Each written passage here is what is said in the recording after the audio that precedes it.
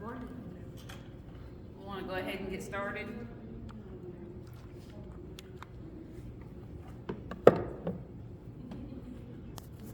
We start calling out names. First day in class, we're going to get in trouble. We're going to be in Luke 15 this morning. Luke 15. We've got a few more weeks of the snapshots of Jesus. I think, 3 before we start with Easter? 2 Easter messages. I'm going to be reading out of the NASB, 95. NASB. I switched on you. Usually it's the ESV. NASB 95. In this particular, we're going to be reading about the prodigal son. Everybody's heard the prodigal son. We've heard it preached. We've heard it taught. If you've been in church any length of time, but hopefully we can bring out some things that maybe we hadn't thought about before this morning. But as we're going through, when you look at chapter 15, Jesus had sat down and was teaching. Obviously, we're in a teaching, part of his ministry right here. And he sat down and he began to teach. And verse 1 of chapter 15 tells us that the tax collectors and all of the sinners were coming to hear him, right? And so what happens is the Pharisees, the religious people of the time, the holier than thou people, began to grumble and they began to complain. And they began to say things like, basically, in our vernacular would be like, who's he think he is? He comes off as so holy, as so righteous, as knowing it all, but look at who he's sitting down with. Look who he's talking to. Look who he's eating with. You can't be who you claim to be if you're associating with them, right? And so Jesus goes on in chapter 15, and he's kind of discussing and talking to the Pharisees here, as much, if not more so, than the sinners and the tax collectors that he's been teaching. And in that instance, he gives them 3 parables in chapter 15. The first one is of a man who has lost his sheep. And he goes and he finds his sheep and he runs to all of his neighbors and he's like, I found my sheep, and they have a big feast. And they celebrate because this is a big deal. Right? And the second one is of the woman who lost her coin. And in our day, a coin doesn't seem like that big of a deal. Like you're going to go crazy and, create a big feast for a penny. No, we wouldn't. But her coin was a lot of money. Right? It was a lot of money. And when she found it, if you lost $1,000 and you were telling your friends, hey, pray, I've lost this money. I've lost it. I don't know where it's at. I need this money. And they're all praying. And you find that money. What are you going to do? Yo, I found my money. I found my money, right? You're going to celebrate that. And that's what this coin was to this woman. And so these are the things that Jesus is now speaking. He's speaking directly to the Pharisees because he wants them to understand something. Right? He wants them to understand the value of that is lost. Because they put no value on the lost. In fact, they consider themselves better than, and they're not worth Jesus speaking to. Right? This was as much about the lost as it was about Jesus. And it's as much about Jesus as it was about the lost. Because any way they could come against him, they would. But it definitely shows their state of mind. And so Jesus now goes into the longest parable, which is the prodigal son. And the prodigal son, like I said, we have heard taught and preached so many times, and that all of us could say exactly what the prodigal son is, and who he was, and what happened in Jesus's response, or the father's response to that son. But the thing is the prodigal son's not just about the prodigal son. There's a whole second half of the story. And most of the time, we don't hear the second half. And so today, we're going to try to make it through the whole prodigal son, talking about both sons. Because the parable of the prodigal son is about 2 sons, not just one. So we're going to start at verse 11.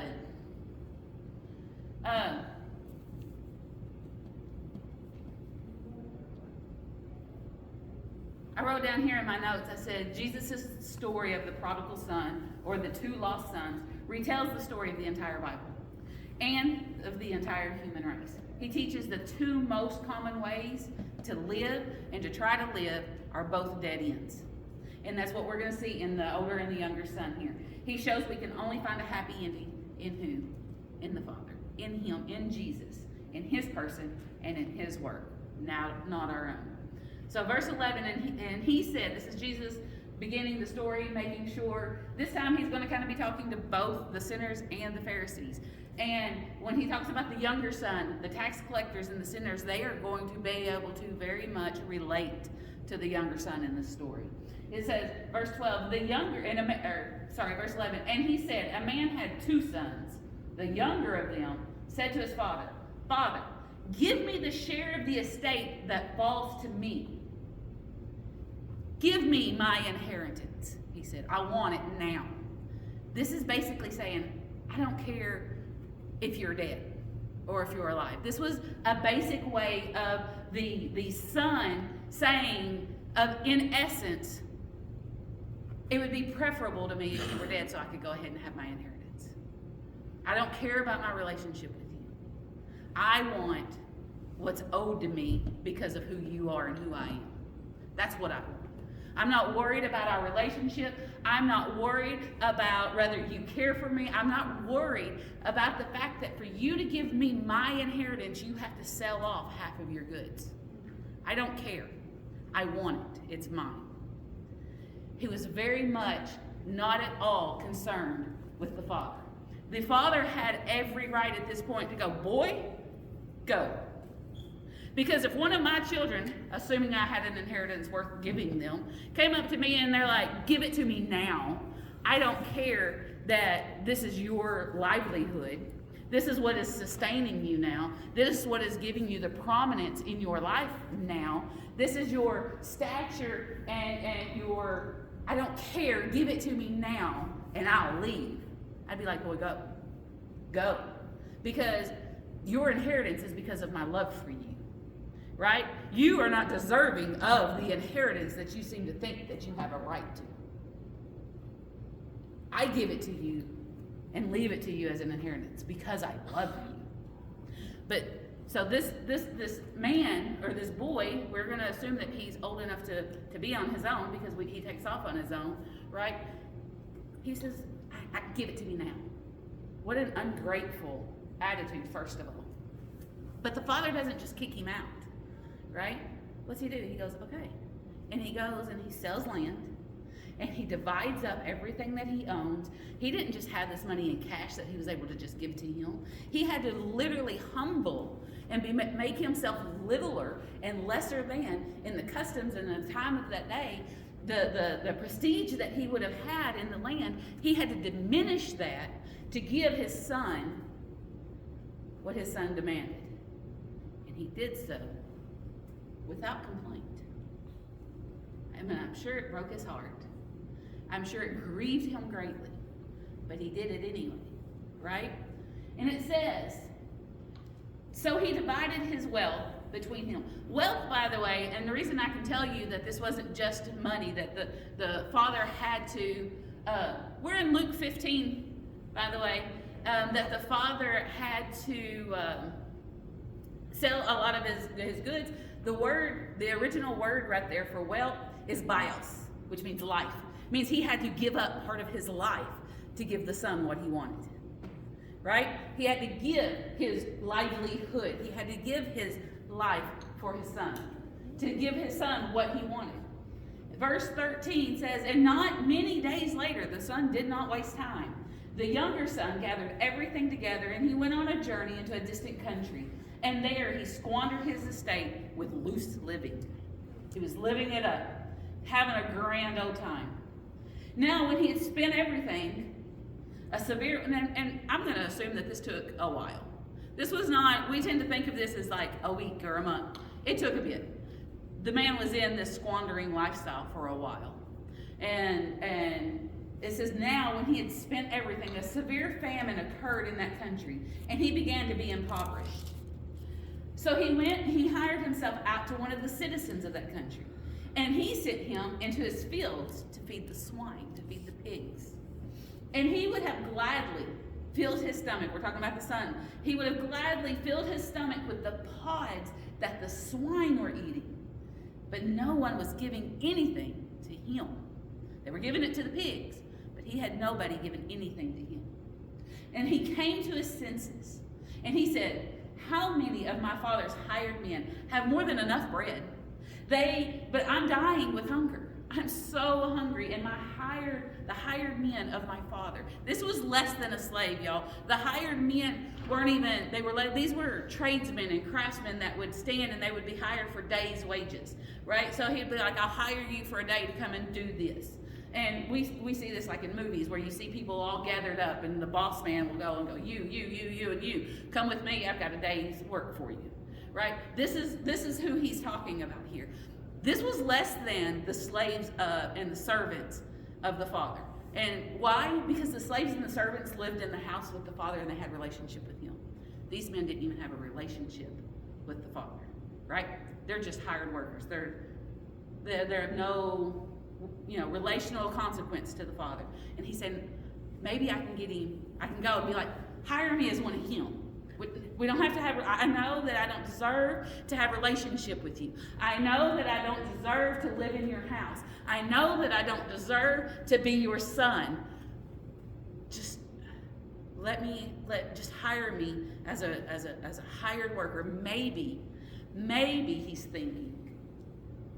Then over time, as I get myself fed and get myself back to where I need to be, maybe I can begin to make restitution.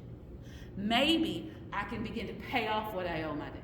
I don't know that he's thinking that, but if we're in that position and we have to go what we would consider groveling back, that there's that element of guilt. We know humankind, right? So maybe he's thinking, maybe at some point I can begin to pay back what I owe my father. And it says, and he would have gladly filled verse 18, I will get up and I will go to my father, and I will say to him, Father, I have sinned against heaven and in your sight. He understands where he's at. He understands what he's done, and that's why I think maybe he's thinking about restitution. Because he's not going to any rich man, right, to say, will you hire me? He's not being that day laborer. He's not being that craftsman for anybody. He's going back to his daddy. He's going back to his father, the one that he knows that he owes a great deal to. And he says, verse 19, I'm no longer worthy to be called your son. Please make me as one of your hired men. He's rehearsing this in his mind, right?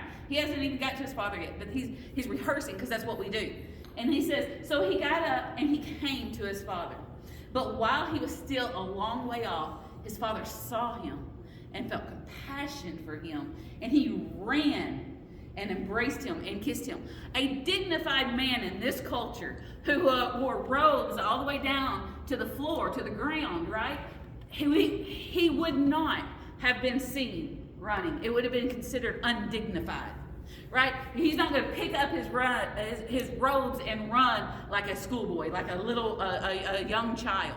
He is too dignified. He has a position and a place. He would not run. But this father, when his son came home, he ran. He picked up his robes and he didn't care what anybody thought about it. He ran to his son.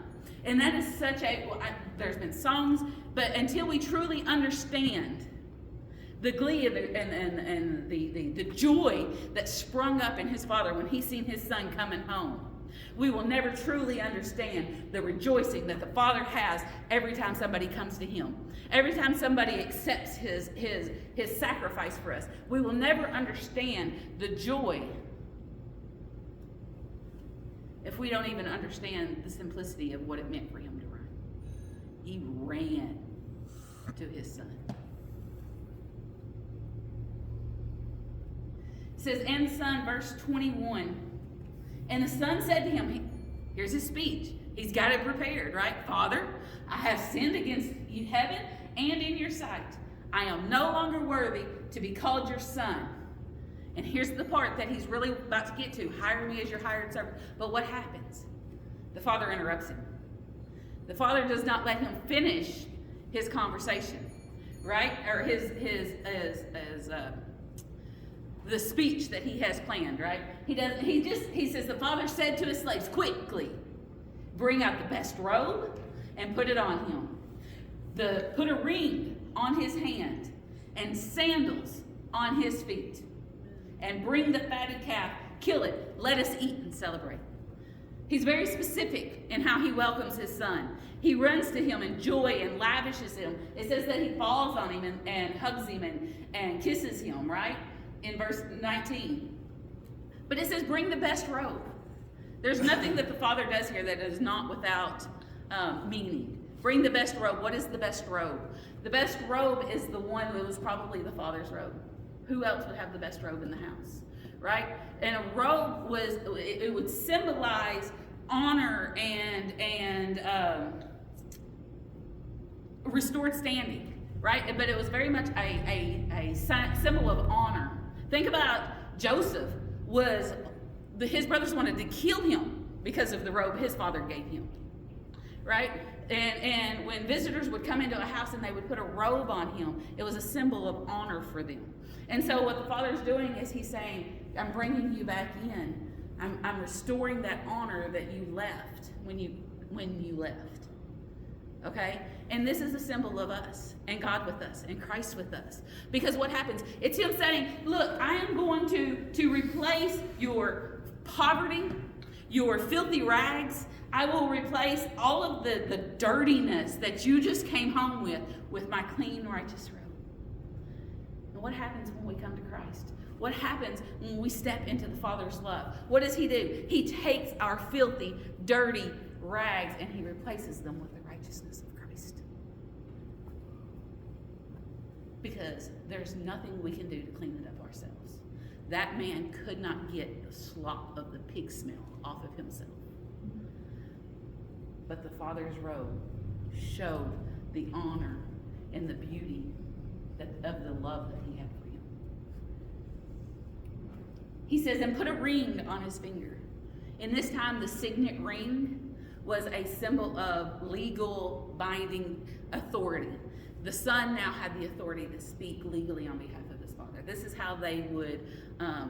You've seen the movies and stuff in the olden times, and they had the wax seal, and they would seal it, and that wax seal was to show that, yes, this came from the king, or yes, this came from so-and-so. Well, these were their rings. They used their rings to do that with, right? And so when he puts that signet ring back on his finger, he's saying, hey, now, you are in legal standing as my son, right? You can speak on my behalf. You are an ambassador for me. What are we to the Father? As Christians, as blood-bought Christians, what are we to the Father? We are ambassadors for him, right? We when we go out, we speak on his behalf. If I'm witnessing to somebody, I'm not speaking on behalf of me, I'm speaking on behalf of my Father. And I want them to understand what my Father has said. And he's saying, I'm giving you back that right. You're home. I'm giving you back that right to be who I have called you to be the heir that you are. The legal binding, you have the right to now speak on my behalf. In 1 second, all the Father needed to see was his son come back home. And he put sandals on his feet. And in that day, slaves went around barefoot. And we see this in the Old Testament. I can bring up the scriptures. But slaves were typically barefoot. Only the father or the sons, the for lack of a better word, because it escapes me at the moment, but we'll call them the royal family, or the not slave people. You know, the father and the sons, and only those were sandaled. Only those wore sandals on their feet. The slaves and the servants and all of those, they went barefoot. And if the father would have left his son barefoot, he would have left him as people would have still seen him as a slave. They would have seen him as a servant. They would have seen him as one who has not yet really been forgiven. Yeah, you might have been left in the house, but you're still not part of the family. And the father said, put sandals on his feet. Because my boy's free. My boy's not a slave. And what happens when we come to Christ? We've been set free. We are no longer a slave to the things that held us back before we came to Christ. Right? But we are free. He came so we could be free. He put sandals on your feet. When you come to Christ, you have to understand that he gives you his robe of righteousness. He gives you his signet ring saying, I speak on behalf of my Father. I am legally, right? I'm legally an heir. And he gives you sandals to make sure that everybody, you and everybody else, knows that you are no longer a slave, that you are not bound, that you are a free man, and you are the son of your Father. And that's beautiful. Because did this man, when he went to the Father, did he understand? Did he deserve any of it? No, he had already spent his inheritance. He had squandered it on prostitutes and drinking and partying and all of these things. He didn't deserve it. No more than I deserved it. And I don't deserve it any more than he did. But our Father, what a gracious, gracious man he is. And he says, go get the fatted calf. Go get the fatted calf. You know that one that we've been saving up? Because they didn't eat meat every meal, right? They saved it for special occasions. They saved it for religious festivals and situations. But the fatted calf was not something that they were going to eat every day. The goats, and even if they did eat, it wasn't going to be the fatted calf. He says, go get that fatted calf. We're about to feast. We're about to celebrate. Right? The woman who found her coin and the man who found his sheep, he went to all of his neighbors and he's like, come, let's celebrate. Let's have a feast, because what was lost is now found. And the Father says, hey, we're about to have a feast because what was lost is now found. He's come home. He's come home. Let's celebrate. The Bible tells us that anytime somebody comes to Christ, anytime they come to the Father, the angels and all of heaven celebrate. They said, come on, we may not have a fatted calf up here, but we're celebrating. We are rejoicing with great rejoicing because what was lost is now found. This is the Father's love for us. And this is what we hear about all the time when we hear about the prodigal son, right? This is the story we all know. And it's beautiful. And we can relate to it so well because I was once that prodigal, right? And even when my life was still in Christ, there were times when I would find myself kind of getting a little wayward. And sometimes, the Spirit be like, hey, Jackie, where are you? And when I come back and I get my eyes focused back where it belongs, all of heaven rejoices. Because I'm just as important then to get back where I was or where I belonged as I was before I ever knew him. I believe that with all of my heart. Zephaniah says he rejoices over you with singing. Whether you are lost or whether you are saved, this heart of the Father is true through and through. Do we know that?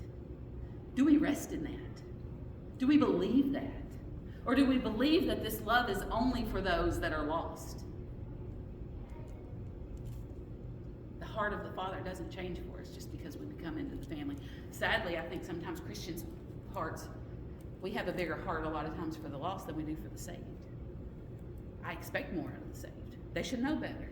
I can be harder on them because, da-da-da-da-da-da-da. The Father's heart is always this full of love. Always. And that's usually where we hear the prodigal son stop. But that's not where Jesus stops. Because this father has two sons. He has the younger son, which is the prodigal, and the scribes the tax collectors and the sinners understand and understand and relate to. Then he has an older son. Verse 25.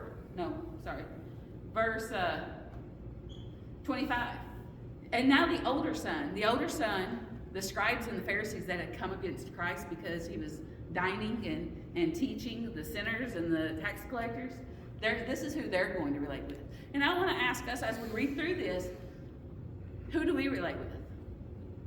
Because I relate with both in different ways. But we never really hear a whole lot about the older son. And it says, now the older son, verse 25, was in the field. He had no idea, y'all. He was out doing what he was supposed to do. No idea that his brother had just come home. He had no idea that they were celebrating. He had no idea what was going on. Why? Because he was out in the field doing his duty. Remember that.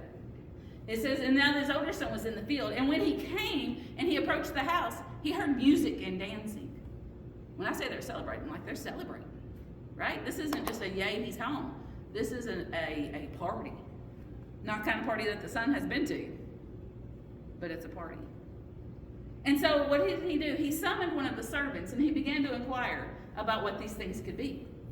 And he said to him, the servant said to the son, your brother has come, and your father's killed the fatted calf, and because he has received him back safe and sound.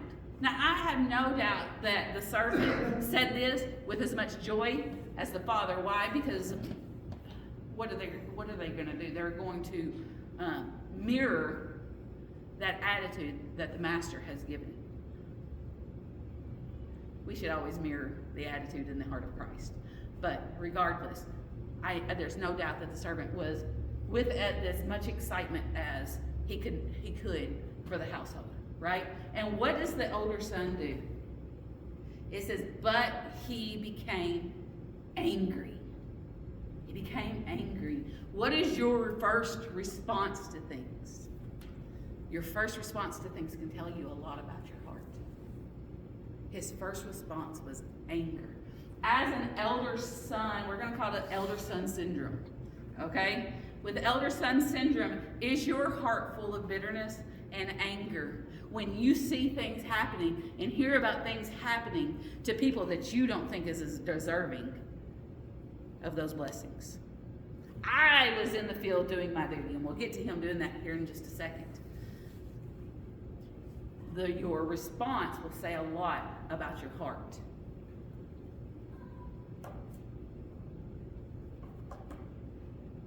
Sorry, I had to check the time.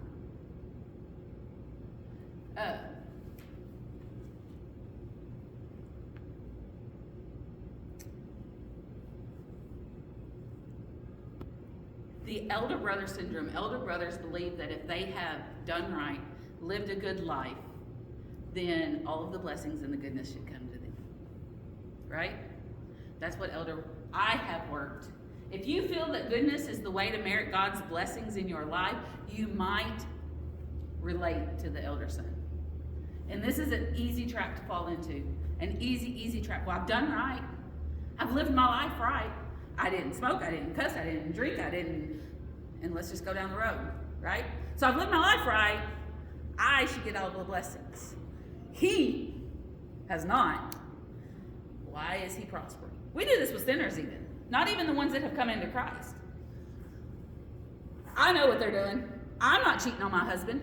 I'm not an addict. I'm not sleeping around with everybody that there is. But they're doing that, and they're in this house, and they're doing well, and I am out here struggling. It's not fair. How easy it is to think that what I do should correlate to God's blessings in my life. I am not a son because of what I've done. I am a son because of what Christ has done. Right? Or a daughter. As the case may be. But you understand what I'm trying to say. And that's where the son is. This elder son, he became angry. So angry that he wasn't even willing to go inside. We think about the prodigal who was separated from his father. He was no longer in his father's home because he was out with the pigs, right? But we don't think about this older son who says, no, now I'm separated because I won't go in. I won't go in. If they accepted him and they are giving the fatted calf to him, I will not go in. And he is separated from his father. The one who has lived his life serving his father, because he tells his dad in no uncertain terms here in a minute.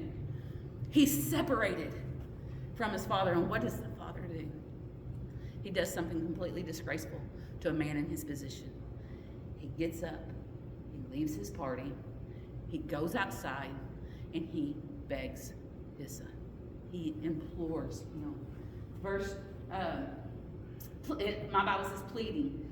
It says, and verse 28, and his father came out and began pleading with him.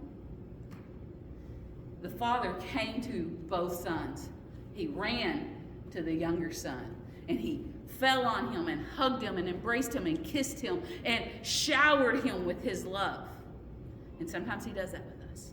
And we feel that sense of his love so strong. But sometimes he comes out and he begins to discuss things with us. And he begins to implore us, don't you just see my way, son? Don't you just know? And we are so deaf and so in tune with our own bitterness and in tune with our own anger and in tune with our own dang righteousness that we can't even hear what he's truly saying to us. But he's still there. He's still imploring. He's still pleading with you. Don't you know I love you too? My love is not, my kids used to, when they were little, who do you love the most? I love you all the most. My love is not finite. God's love is not finite. He's not going to pour all of his love out on Paula, and all I get is the little trickle that's left over. There is no leftovers. It's infinite. But the older son couldn't hear that. So the father's out there pleading. It takes the grace of the father, no matter whether you are the older son or the younger son, it takes the grace of the father to come to you first. Right? He had to go to both sons to restore them into his household. Because both of them were outside. Both of them were separated from him. And I love the son because I relate to him. I love the son because I relate to him. And I am grieved for the son because I relate to him. This is not a love and a approval kind of love. When I was growing up and I would read this, I'd be like, yeah, he should be mad. And it wasn't until I was an adult and the Lord said, hey, let's look at that son again, that I understood my own heart. So the father is pleading with his son. And verse 29, it says, but he answered to his father, look. Ooh, I know that voice. I can hear it, and it's in my voice, in my head. There's no esteemed father. There's no, respect. There's no awe. There's no reverence when he talks to him. He said, look, I have served you my whole life. He said, I have never neglected a command that you've given me. And yet you've never given me a fatted calf. You've never even given me a young goat to eat and celebrate with my friends. He said, I have done this. Sorry, I got tickled at the screams from the back. It says, I have served you. I have done and obeyed every command. Me. And you never gave me a fatted goat. He's not even asking for the calf, right? You never gave me a young goat to celebrate with my friends. Do you hear the pride? Do you hear the pride in that? But how often do we do that? Because we see ourselves better than. But me, I've been here. I've been here. He got his part. I've been here. Why are you celebrating him? He doesn't say, Father, I've been here this whole time and I have loved you. This relationship that I've had with you, I feel rejected. That's not what he's saying. There's no sense of love in this conversation. There's a sense of duty in this conversation. I've done what you told me I had to do.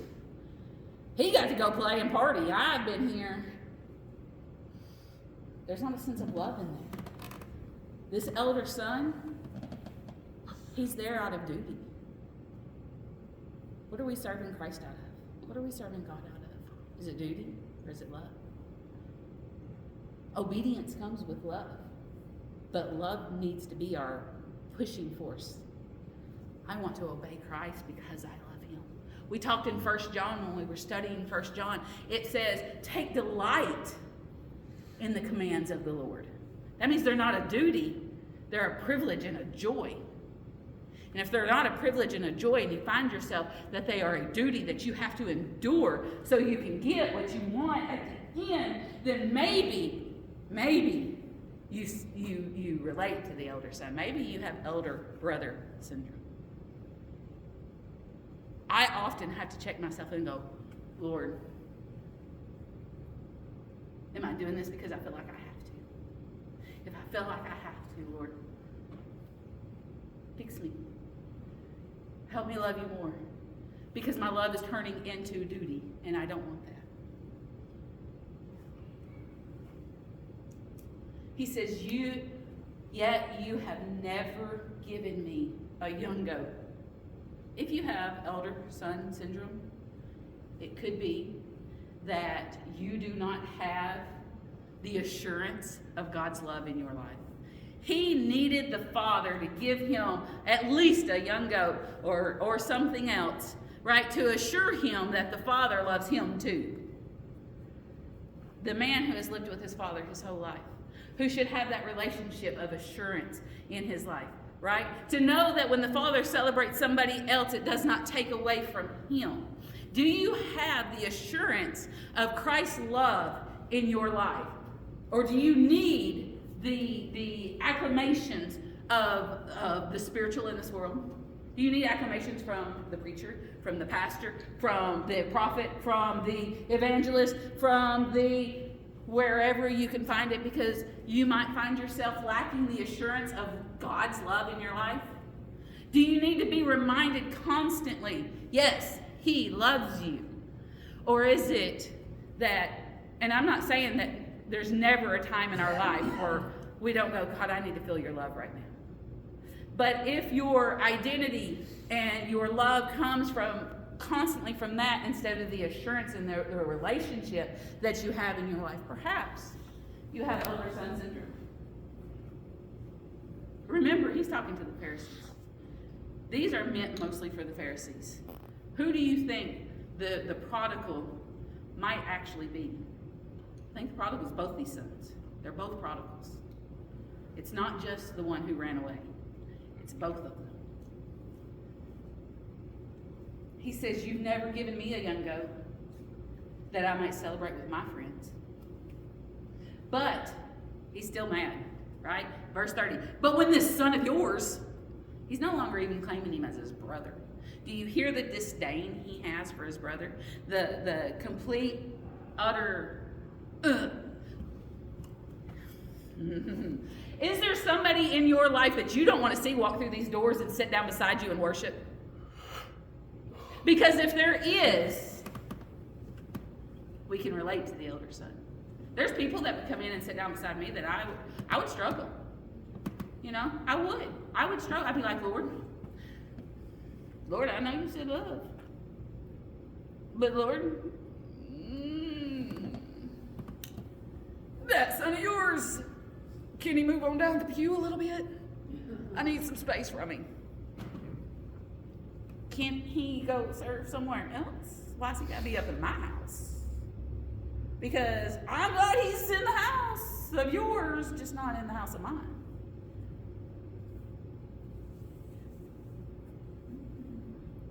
That son of yours, he says. He ain't saying, hey, that's my brother. He's not saying, hey, you've done that because my brother came home. He said, that son of yours, I don't want anything to do with him. I don't want no part of him. I don't want to consider him my family. That son of yours came, and he's devoured your wealth with prostitutes. You killed the fatted calf for him. I deserve the fatted calf. He belongs to me. Why aren't you celebrating me? Don't you see what I've done? And you squandered it on him. And the father said to him, son, he still calls him son, you have always been with me. All that is mine is yours. Don't you get it? Don't you get it? I don't have to because it's yours. Yes, I celebrated him. He said, we had to celebrate and rejoice, for this brother of yours was dead.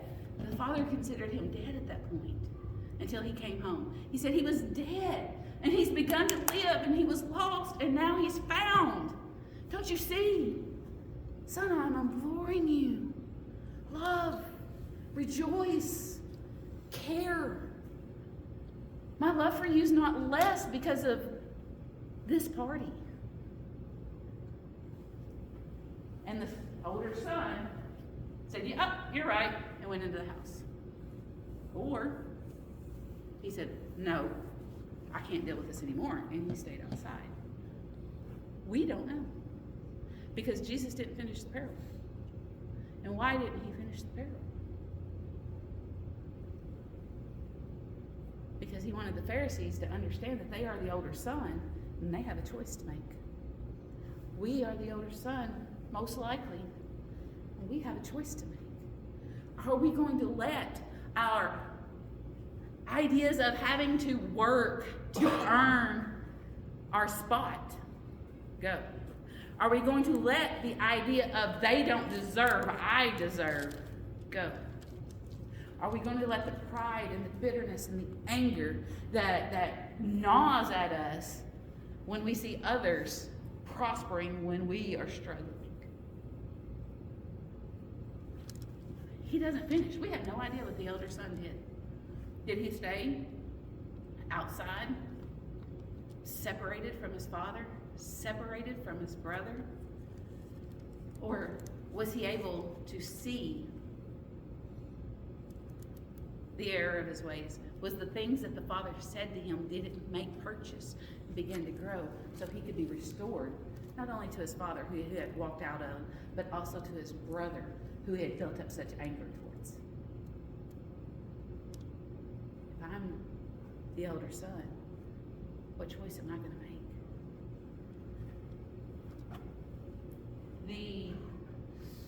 I got 3 minutes. Perfect. This parable is about two sons that are lost. I related to the younger son when I struggled in my relationship with Christ, right?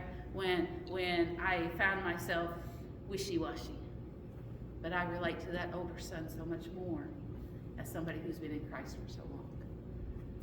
Why? Because we build up these ideas that we've got it all together. We ain't got nothing together. The only thing we got together is what Christ has for us. And that's because he has it. I am robed in his righteousness. I wear his ring. I am clothed and have his sandals on my feet. And I can still walk out of that house and be bitter and angry at who God brings in. And we see this mentioned over and over in different parables in the Bible, where he says, I have the right to give who I want to give to, right? His stuff is not mine to declare. His stuff is not mine to assume that I get. His riches and his glory and his grace and everything that he has is so infinite that we can all share in it. The Father says, don't you know all that I have is yours? All of it. Who, in the first two, I got just a couple minutes and I want to bring this out. In the first two parables of the coin and the sheep, we see them going and searching for the coin and going and searching for the sheep. Who went and searched for the prodigal son who left home? Who went out to find that lost man? If this doesn't bring Cain and Abel, when Cain said, am I my brother's keeper to your mind? It should. Because that brother had Cain's mentality, am I my brother's keeper? Should I go and get him? Like he made his choice. Yes. We are our brother's keeper. It is our job to reach out to those that we see struggling. It is our job to reach out to those that we see walking away. It is our job to chase after that which is lost. To go seek him for it. In this parable, Jesus did not put a good, true elder brother.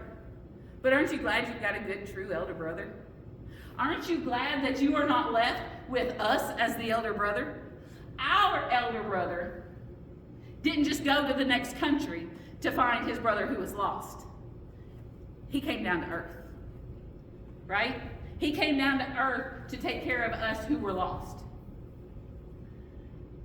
There was no way for the younger brother to return to his father's house without the older brother paying the cost. Because now what happens, the older brother's inheritance in this situation is going to be split again, right? Bringing that younger brother in. That's part of the reason he's so mad, because that belonged to him in his mind. But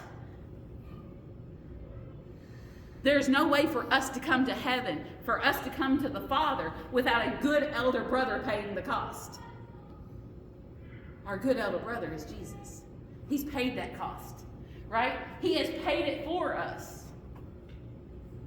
So while, yes, he did not put in a good elder brother, we can use the elder brother as an example, an anti-example of Christ. Because what this elder brother was the opposite of who Christ is to us. We are this elder brother most of the time. I'm not going to say all the time. I'm not saying that we always live this way, but I can sure see his attitude in me a lot of times. But Jesus is the true good elder brother. He's the elder brother, right? Who's done everything and rejoices when you come home. Rejoices when you were in your Father's house. Jesus was stripped naked of his robe and his dignity so that we could be clothed with dignity and righteousness in a standing in our Father's house that we do not deserve. That's the story of the prodigal sons. 2, not just 1. And oftentimes we don't hear about the elder brother. Why? The younger brother makes us feel good because it's all about Christ's love. It's all about God's love. But the older brother should prick our hearts. It really should. Because I don't know of too many people that don't in some way relate to the elder brother.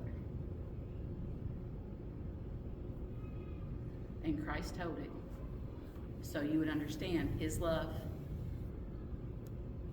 his standing in him. You can't earn it. You get it through him. What a beautiful, beautiful thing that is. And that's all I probably went over, didn't I? Oh, only 3 minutes. Not too bad. But that's all I got for y'all today.